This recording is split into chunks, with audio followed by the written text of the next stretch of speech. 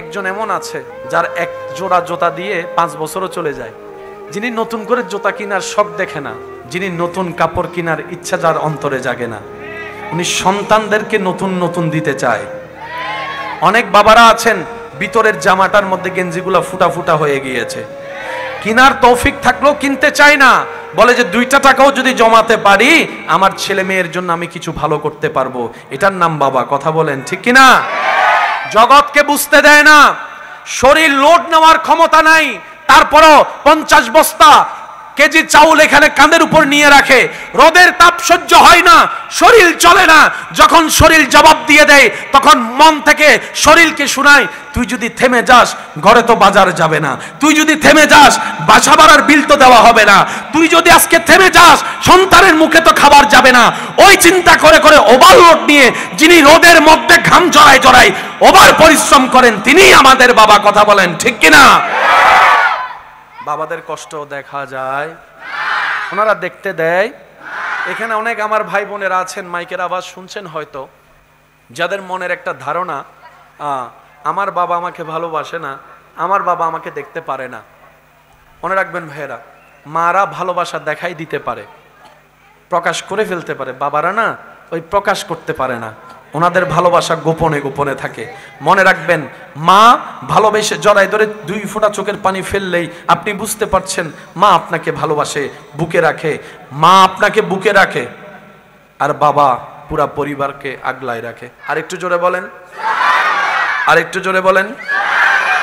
মা যদি ঘরের পিলার হয়, বাবা হচ্ছে ছাদ।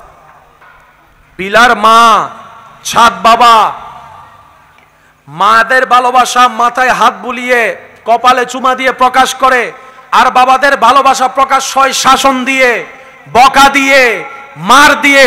কারণ দুজনেই যদি নরম হয় সন্তান কখনো পড়তে বসবে, সেজন্য মা আদর দিয়ে আগলায় রাখে, বাবা শাসন দিয়ে সন্তানকে এলাকার মধ্যে, পরিবারের মধ্যে, পৃথিবীর মধ্যে টিকার ব্যবস্থা করে দেয়। মার আদরে সন্তান মাথার উপর উঠে পড়তে চাই না, বাবার শাসনে সেই সন্তান নাম শুনলে পড়তে বসে যায়। সিস্টেমগুলো করে দিয়েছেন কে? সেজন্য এই জিনিসগুলোকে মাথায় রাখার চেষ্টা করতে হবে আমাদের। মাও ভালোবাসে মায়ের মতো, বাবাও ভালোবাসে বাবার মতো।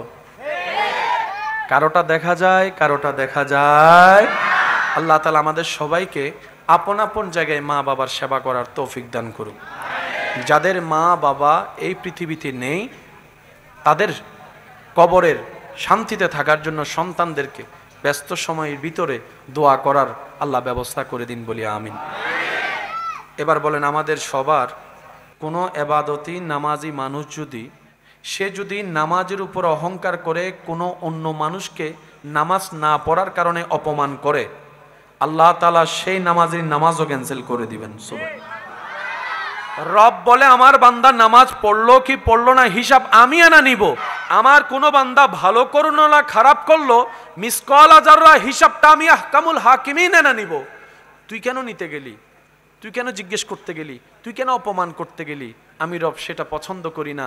কোনো নামাজিও যদি কোনো অপরাধী মানুষকে অহংকার করে, হিংসা করে, ছোট করায়, অপমান করে, আল্লাহ সেই এবাদতের এবাদত পর্যন্ত ক্যান্সেল করে দেয়। কারণ আল্লাহ পাক বলে, কোনো বান্দা কোনো বান্দাকে কষ্ট দেওয়ার জন্য পাঠাই নেই। কারণ পৃথিবীতে কারো মালিকানা আমি দিই নাই, আমি আল্লাহ সবাইকে মেহমান বানিয়ে পাঠিয়েছি। গোলাম বনে আসো, হাসরের রাজত্ব আমি আল্লাহ তোমাকে দান করব, ইজ্জত দান করব। সুবহান। এসেছি কি হয়ে? মেহমান। বলি সবাই, এসেছে কি হয়ে?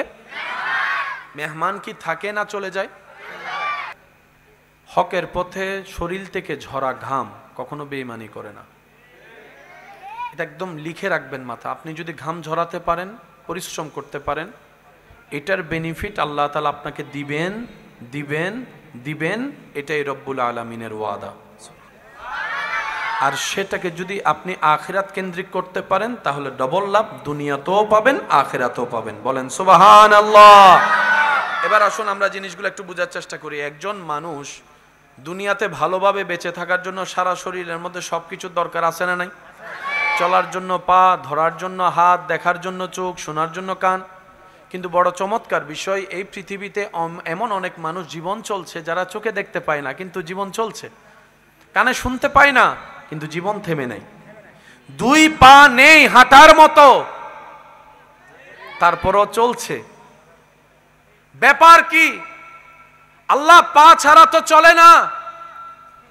রব্বুল আলামিন বলে, যাকে যেমন আমি রাখি সেভাবে চালাইতে পারি, সেটাই তোদেরকে দেখাচ্ছি। তোরা এটা ভাববি না চোখ ছাড়া চলে না, আমি আল্লাহ চোখ ছাড়াও চলাইতে পারি। তোরা এটা চিন্তা করিস না কান চলে গেলে আমার জীবন অচল হয়ে যাবে। রব বলে যে অনেক বয়রা বদির কি আমি আল্লাহ চালাচ্ছি, খাওয়াচ্ছি। যার 2 পায় না তাকেও খাওয়াচ্ছি, চালাচ্ছি। যার হাত নাই তাকেও খাওয়াচ্ছি, চালাচ্ছি। রব বলে, বান্দা এগুলা তোদেরকে আমি দেখাই কেন? যাতে তোরা আমি রবের উপর পরিপূর্ণ বিশ্বাস, তাওয়াক্কুল, ভরসা করার মতো করতে পারিস। আর যে বান্দা আমি রবের উপর তাওয়াক্কুল করবে, ধৈর্যের সাথে জীবন রাখবে, আমি আল্লাহ তার জন্য সমস্ত বন্ধ রাস্তাও খুলে দিব। চিৎকার দিয়ে বলেন সুবহানাল্লাহ। ঈমান আমানে সত্যি করে একটা কথা বলেন, আজকের এই তারিখে 5 বছর আগে কারো না কারো কি কোনো সমস্যা ছিল না? আজকের তারিখে 5 বছর 10 বছর আগেও কারো না কারো বিপদ, সমস্যা, অভাব, জামিলা, কষ্ট ছিল। তখন মনে হয়েছে কেমনে পার হব। আল্লাহ আপনাকে এমন ভাবে পার করছে, এখন 2025 সালের আজকের তারিখে আপনি চলে আসছেন। সুবহানাল্লাহ, জোরে বলি ভাইজান। একদম একদম রিল্যাক্স, আর কিছু করা লাগবে না। জি, করোনাকালীন সময়ে এই পরিস্থিতি চেঞ্জ হবে কেউ কল্পনা করে নাই। মানে এমনভাবে হঠাৎ করে আচম্বিক একটা ভয়াবহ দুর্ভিক্ষ আমাদের সামনে চলে আসছে, দুর্যোগ চলে আসছে। সেটাকে ফেস কিভাবে করব সেটা নিয়ে বিশ্ববাসী চিন্তিত হয়ে গিয়েছিল। কিন্তু সেই করোনা গিয়ে আজকে 2025 সাল, আপনি এখনো বেঁচে আছেন। রাস্তায় ঘোরা পাগল বেঁচে আছে, এসির মধ্যে থাকা মানুষ করোনায়। আরেকটু জোরে। অনেক সময় ভ্যাকসিন দেওয়া মানুষ কবরে গেছে, আবার অনেক সময় ভ্যাকসিন না দেওয়া মানুষ বেঁচে এখনো আছে। আওয়াজ দিয়ে বলুন হিকমত কার? আমি শুনতে পাইনি, আরো জোরে বলেন হিকমত কার? ইচ্ছা কার? প্ল্যানিং কার? সিদ্ধান্ত কার? আর রবের সিদ্ধান্তে, প্ল্যানিং এ কারো নাক গলানোর কোনো সুযোগ, অধিকার, ক্ষমতা, অনুমতি না। তো বান্দার কাজটা কি? আমার রব যেমন চায়, আমার রব যেভাবে চায়, আমার রব্বুল আলামিন যেটা দিয়ে খুশি হবে, আমি বান্দা সেটা পেয়ে খুশি হয়ে যাব। বলেন না সুবহানাল্লাহ। এটা হচ্ছে বান্দার কাজ। একটু আওয়াজ দিয়ে বলি, এটা কার কাজ? কেন? মা বাবার সাথে দ্বিমত হলে বুঝাই শুনে মানিয়ে নেওয়া সিদ্ধান্ত পরিবর্তন করা যায়। স্বামী স্ত্রীর ভিতর যদি মিলমিশ নাও হয় কথায়, একটু কম্প্রোমাইজ করে সিদ্ধান্ত পরিবর্তন করার সুযোগ আছে। কিন্তু রব্বুল আলামিনের সিদ্ধান্ত, কলম যেটা পড়েছে বাস পড়েছে। আপনি মামলা করেন, আন্দোলন করেন, এই করেন, সেই করেন, কোনো সুযোগ।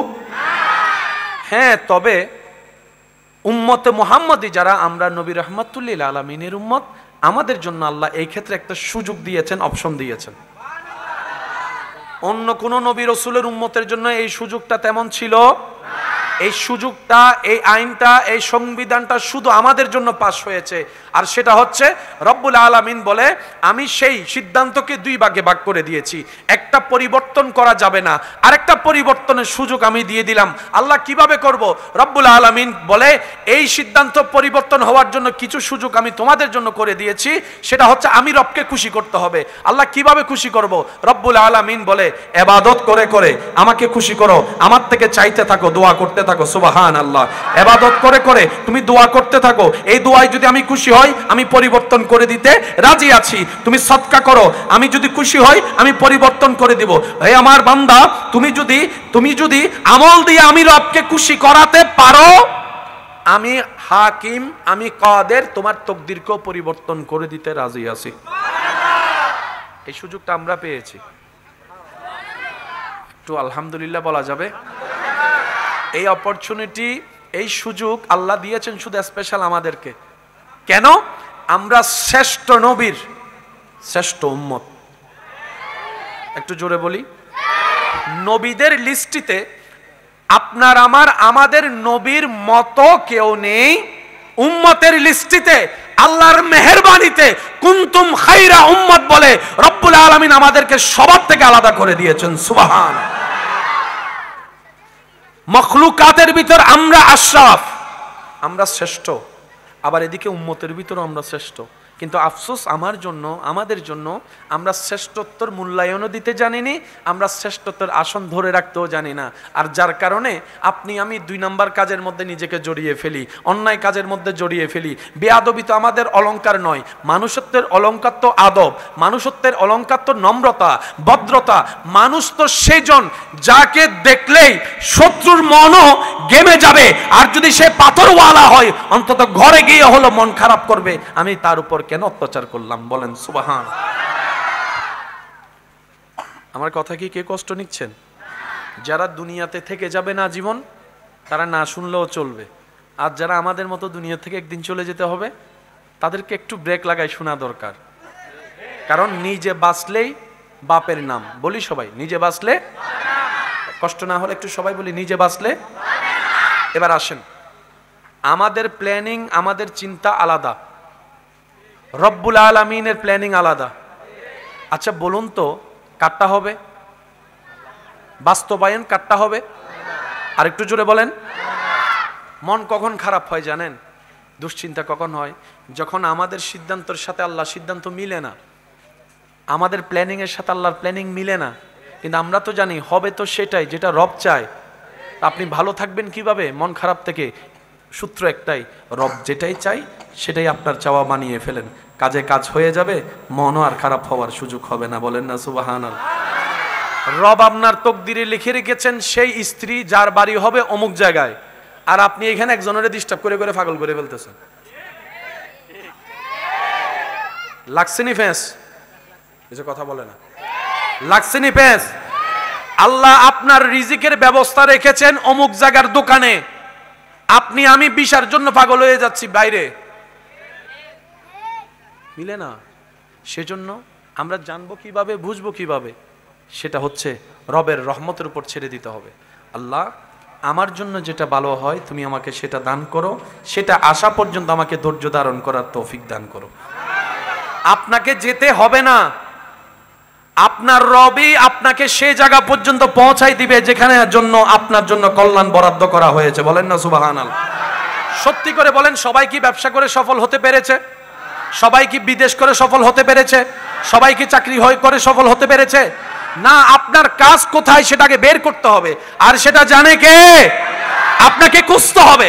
যখন আপনার রবের বরাদ্দটা আপনার সাথে খুঁজতে গিয়ে যখন গাঁটে গাঁট পড়বে, আপনার দিল আল্লাহ সেখানে বসাই দিবে। আমি কি বুঝাতে পারছি?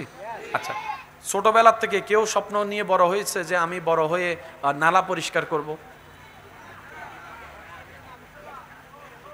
কষ্ট পাচ্ছেন আমার কথায়?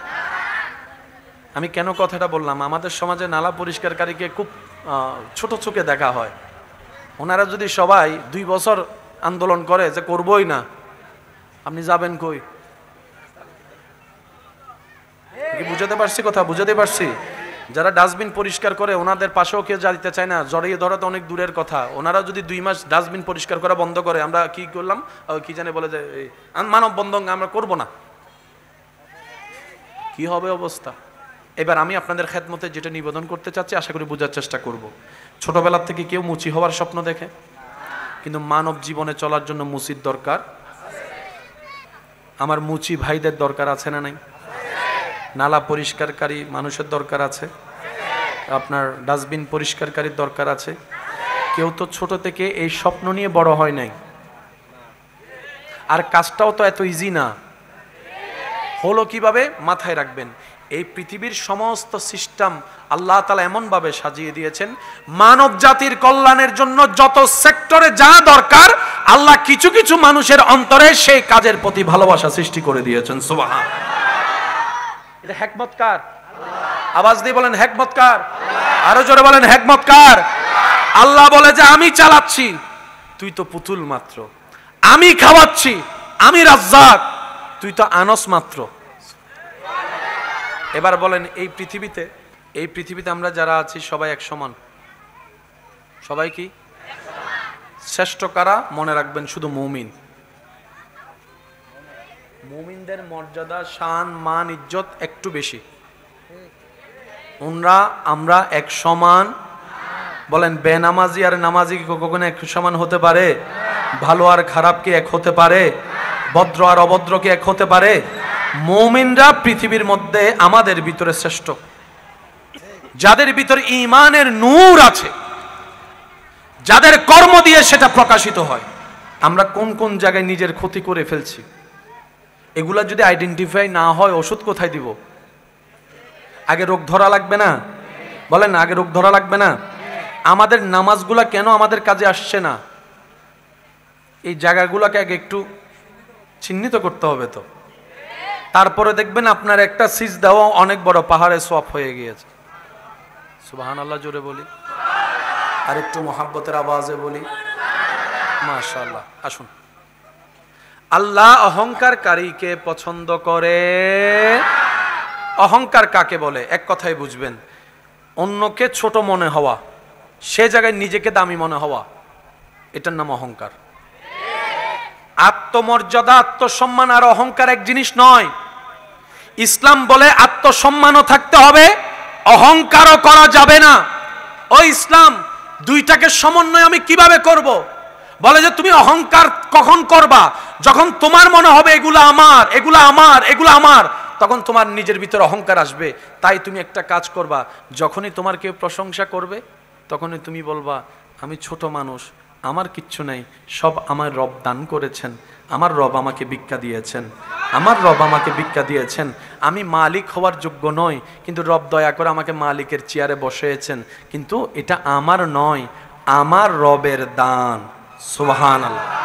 তাহলে অহংকার আসার আর কোনো সুযোগ? বলেন না, অহংকার আসার কোনো সুযোগ? এবার আওয়াজ দিয়ে বলুন, আমরা কি লস চাই না লাভ চাই? অহংকারে কি লাভ আছে না লস আছে? তা আমরা যে অহংকারটাই বেশি করি, নিজের লসটাই করি, তো লাভটা কি হলো? লাভ তো কিছু হয়নি।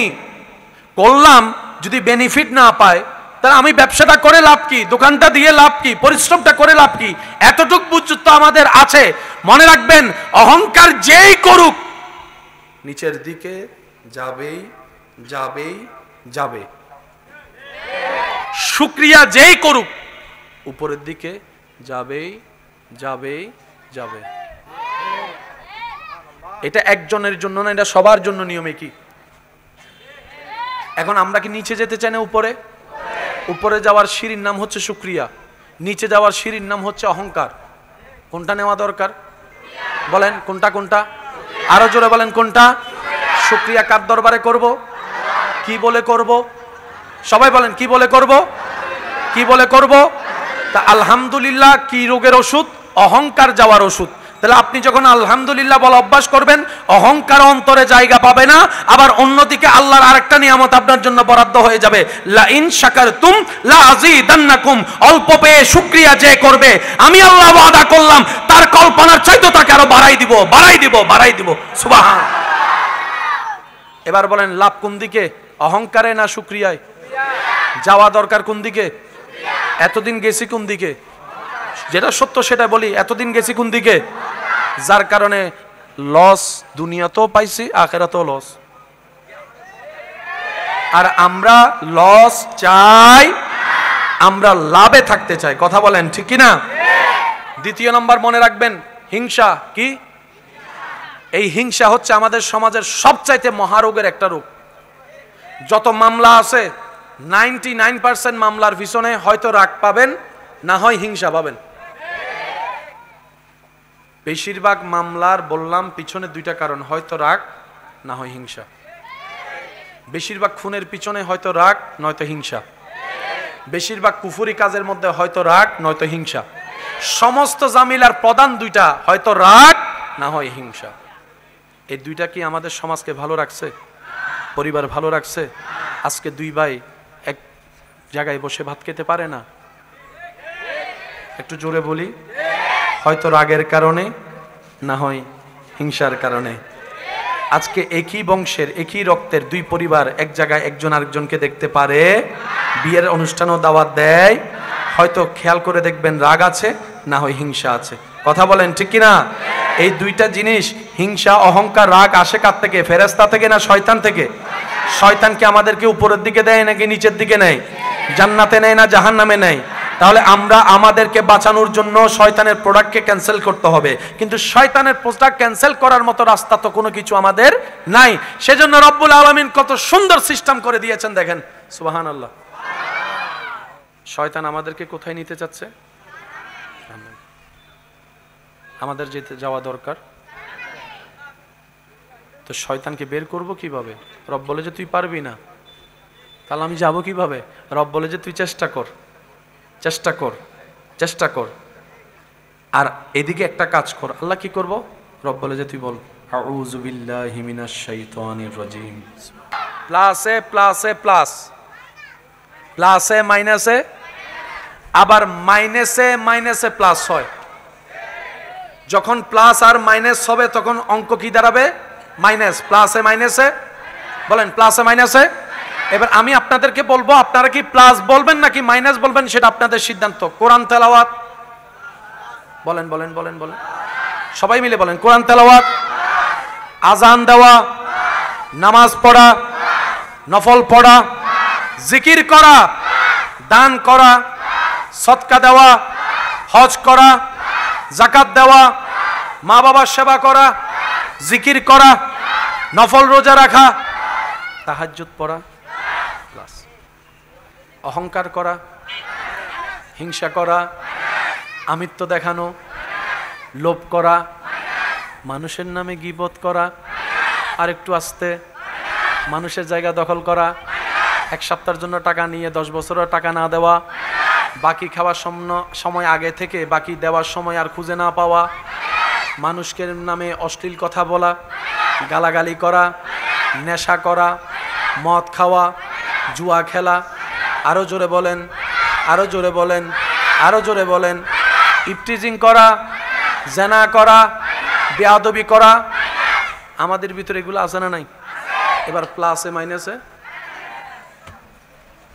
এখন আমাদের বাঁচতে গেলে আগে মাইনাস সেভ করতে হবে। আমি শুনি না, সবাই বলি একটু। আমরা জান্নাতে যাওয়ার জন্য নামাজ পড়লাম 5 ওয়াক্ত, কিন্তু কোনো না কোনো জায়গায় না কোনো ভাবে অন্যের নামে গীবত করে বদনাম করে সেই 5 ওয়াক্ত নামাজ শেষ করে দিয়েছি। ওয়াইলুল লিকুল্লি হুমাজাতিল লুমাজা। আমরা বুঝতে পারি নাই আমরা জান্নাতে যাওয়ার জন্য হজ করে আসলাম, হজটা জমাইলাম জান্নাতে যাওয়ার জন্য, দাড়ি পাল্লায় সেই সওয়াবটা তুলে দেওয়ার জন্য। হাসরে গিয়ে দেখলাম হজের কোনো অস্তিত্বই নেই, সওয়াবের কোনো অস্তিত্ব খুঁজে পেলাম না। ফেরেশতাকে জিজ্ঞেস করলাম আমার এই হজটা গেল কই? আমার তো মনে আছে আমি হজ করেছি, আমি তাওয়াফ করেছি, আমি সাফা মারওয়া সাই করেছি, আমি আরাফাতে ছিলাম, মিনায় ছিলাম, মুজদালিফায় ছিলাম। ফেরেশতা বলে তুমি করেছো ঠিকই, কিন্তু সওয়াবটা তুমি জমাই রাখে ধরে রাখতে পারোনি। আমি বললাম কিভাবে পারিনি? তখন ফেরেশতা বলে তুমি অন্যের জায়গা দখল করে সেটা নষ্ট করে দিয়েছো, অন্যের নামে বদনাম করে সেটা নষ্ট করে দিয়েছো, অন্যের নামে পিন লাগায় তুমি নষ্ট করে দিয়েছো।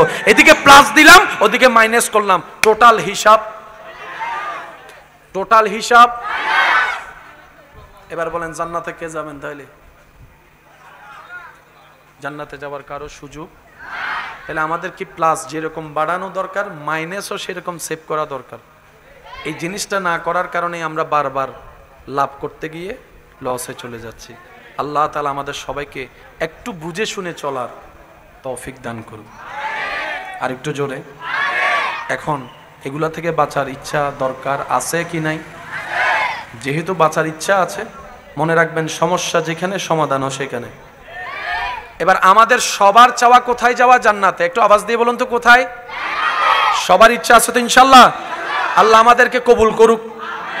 আমরা তো যোগ্যতা দিয়ে যেতে পারবো না, আল্লাহ যেন আমাদেরকে দয়া করে নবীর সুপারিশের মাধ্যমে যাওয়ার জন্য একটা রাস্তা করে দেন। চিৎকার দিয়ে বলেন আমিন, আরো জোরে বলেন আমিন।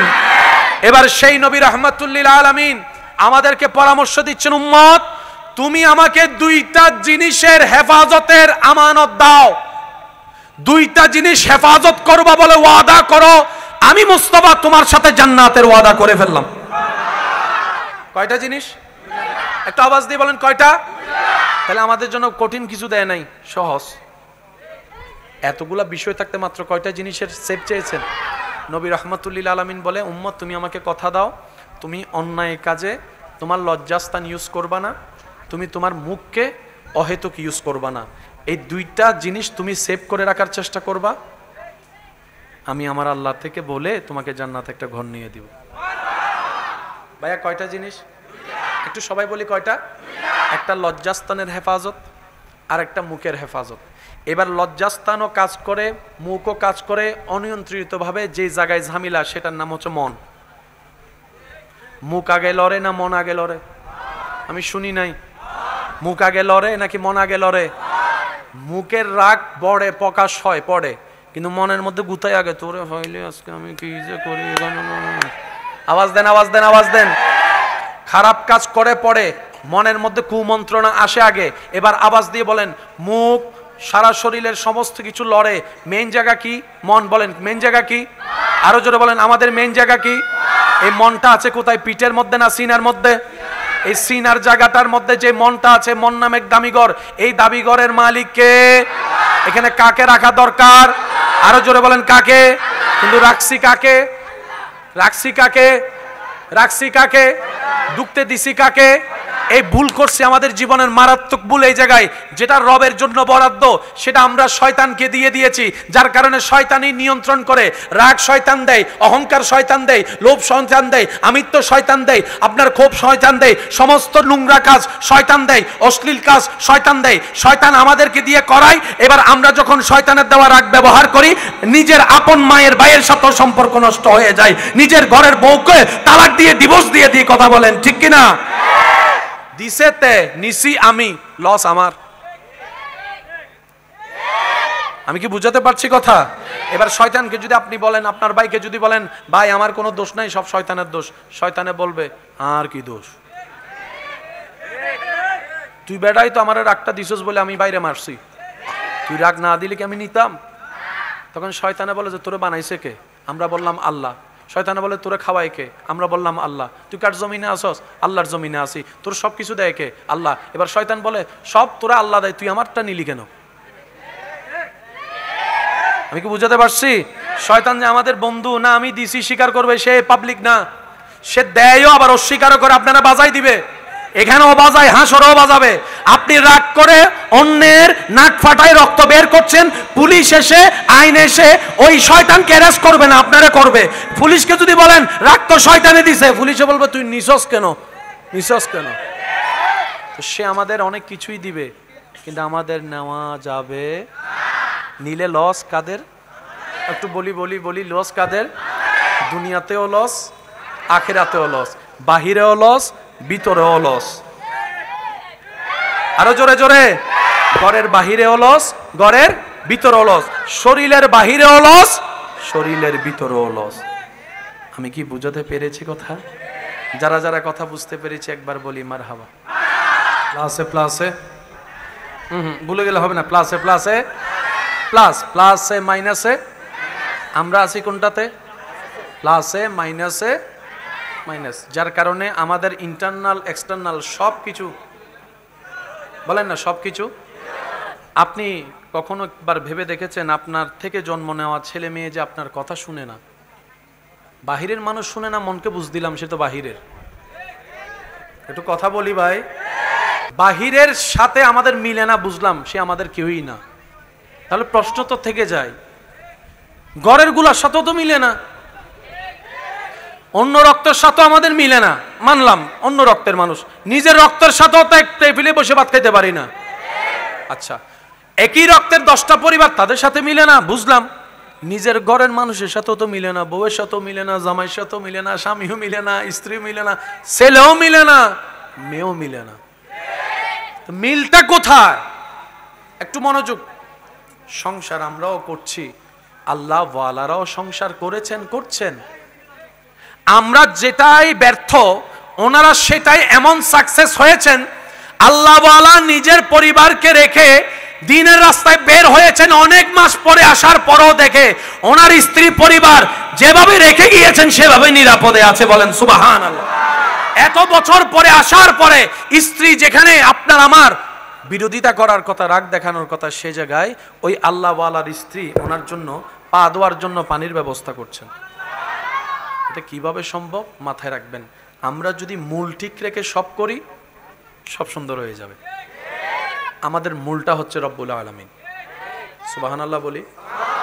আমাদের সবচাইতে বড় বোকামি হচ্ছে আমরা মূল ঠিক না রেখে শাখা প্রশাখায় কাজ করি, যার কারণে গাছে ফল ধরে, ঢাল দেখি ফল নাই। কারণ কি? মূল মাটির সাথে সম্পর্ক।